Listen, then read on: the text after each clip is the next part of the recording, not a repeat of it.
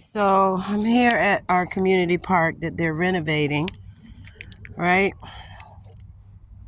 The sad part about what's happening in cultures of people, and I'm not just going to specify the melanated, I'm going to specify all cultures of people because we're all supposed to be human beings of one race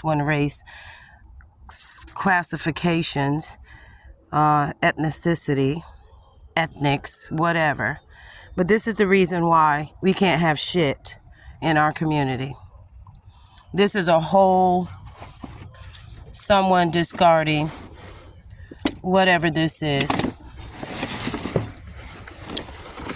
Look at that.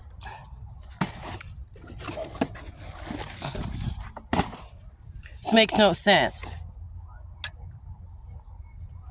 A car part. See it? It's a freaking car part. And when you got Negroes who ain't got no homes and come and squat in a park, bringing all kind of detrimental low frequency vibrations in their music, drinking Natty Daddy and natural ice, they're in the park now, repairing cars. Repairing cars because they don't have a driveway, a yard, a friend spot to do this shit. All of this as a detriment to their own community that they can't respect. Yeah, I know my spot, I've been told, is over here where I've trained the birds. But I don't have a spot in this park. This is community property. Nobody owns an area or a spot. The chipmunks are playing already. I've been here for 7 minutes. I dropped some flat spinach for the rabbits and the seed and stuff for the birds.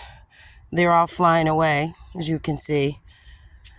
But they're imprinted on my car. But yeah, I'm making videos of this because the city has to crack down on this. They need to be more vigilant and just get these people out.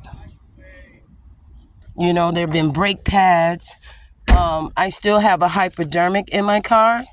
No shit. I put it on there. I still have a hypodermic needle. Let me show you.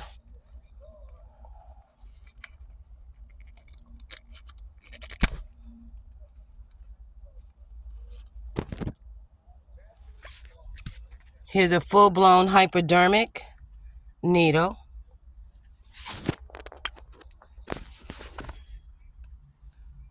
And when I found it, it was like this with the needle, all injectables gone, and the cap was thrown somewhere else. And I found it.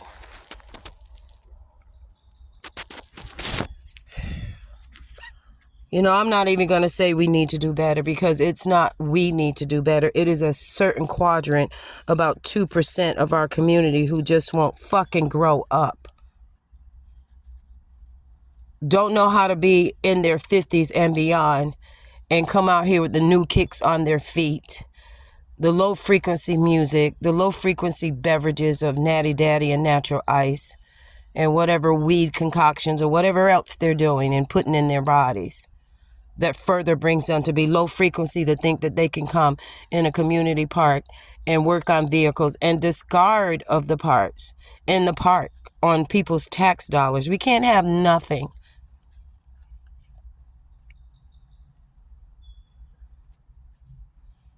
Nothing.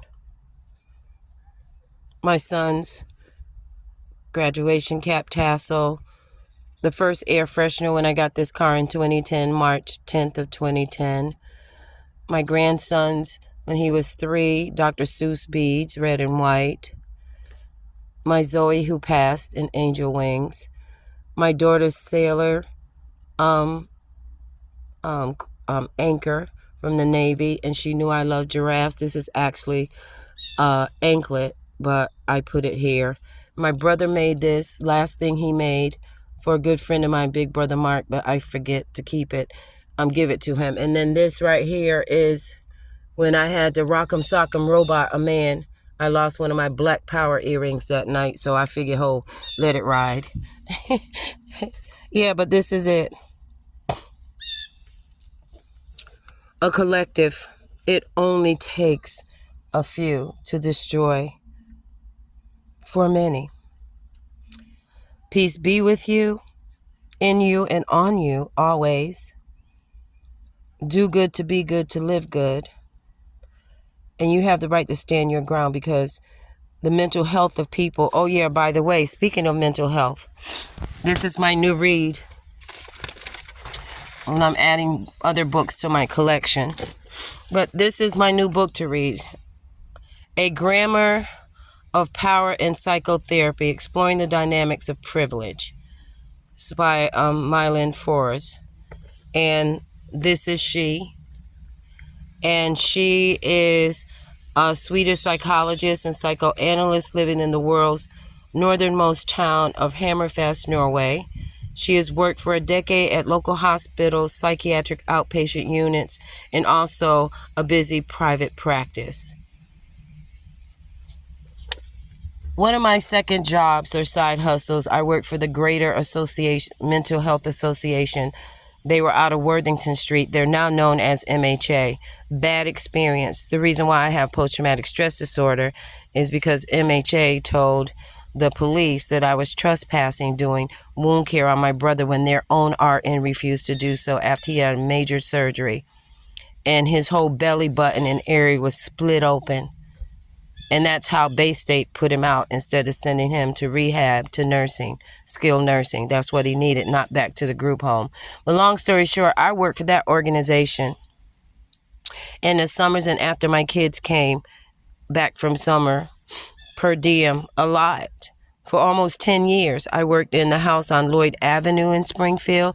That's the male psychiatric home, mental illness, right? Or we should say mental disabilities. You can't say retarded anymore. And the house on Allen Street, the female house.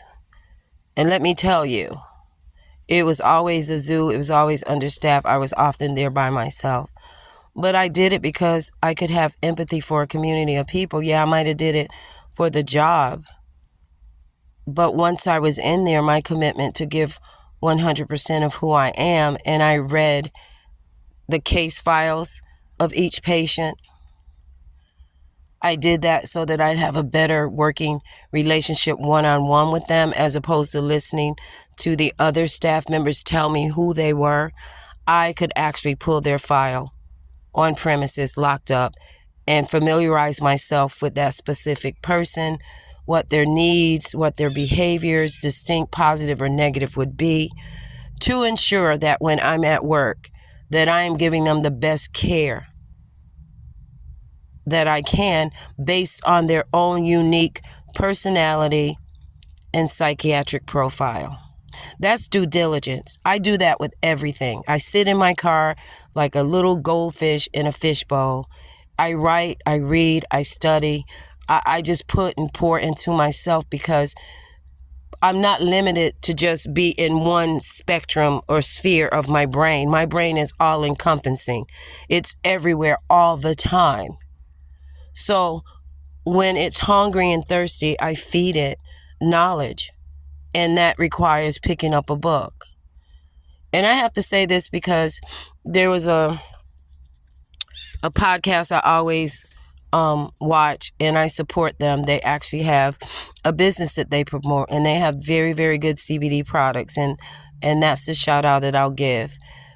But let me tell you what a scam is not. Everyone is doing their own websites. Everybody wants to be independently from YouTube and the censoring and the Facebook and the Instagram. So everybody is on this big thing with getting their own networks, right? If someone establishes that and you want to become a member, and there is a fee, because there is an upfront fee for this content. When you're clicking the buttons to go in, they ask you for your information.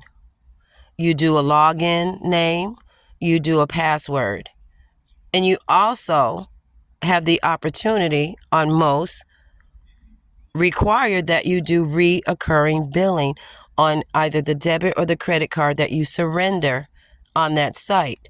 The problem is there is a disclosure there called terms and agreements that nobody ever reads. That's called fine print. The person who has a network is utilizing a third-party billing service for reoccurring billing on your cards.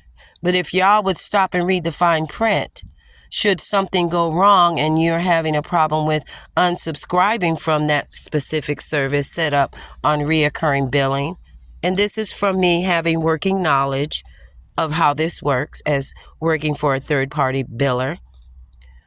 If you don't read the terms and agreements, you'll never see in fine print that you have to directly contact that company, or sometimes if you don't want to, simply you can just go to your bank and say, deny, don't let any further charges come through. I'm having a problem with unsubscribing. I no longer wish to, right?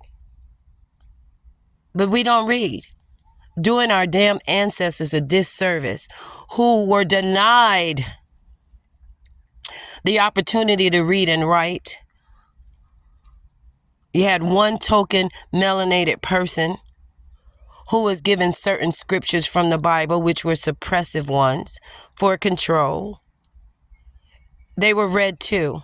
They would be hanged, killed, cut off, maimed, injured, discarded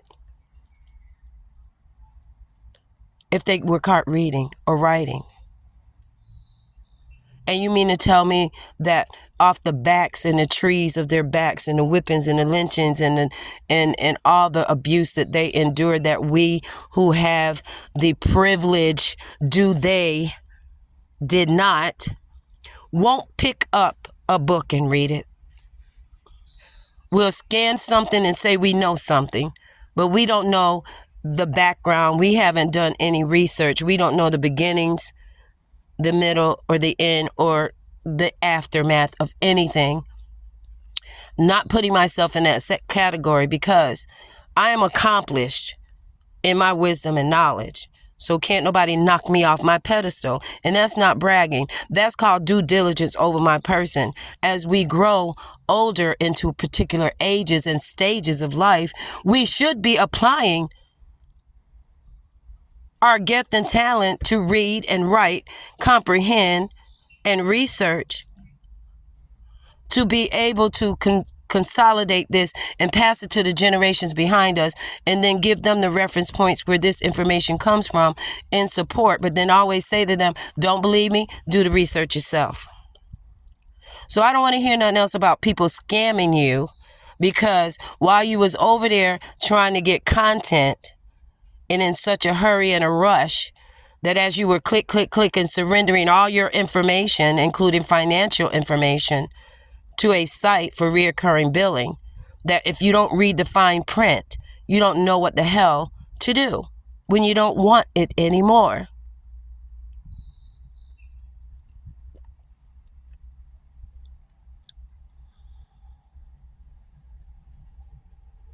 Yes, that was a moment of silence for a reason. That's for our ancestors, because I'm not apologizing for the defunct 2%. And then y'all take it and then y'all try to destroy the character or entity of a person when you didn't do due diligence over yourself when you subscribe for reoccurring billing. That's not a scam. That's called being an imbecile. Imbecile. IMBECILE.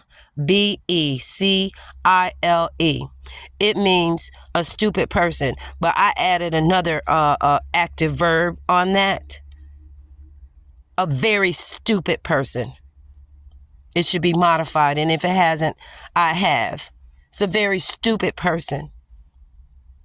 To not gain the knowledge and wisdom that is before you, and they put it in fine print and you're too freaking lazy to read whenever people died for reading. But then we make that make sense, right? So again, peace be with you, in you, and on you. To do good, to be good, to live good. I'm out. Y'all be good now.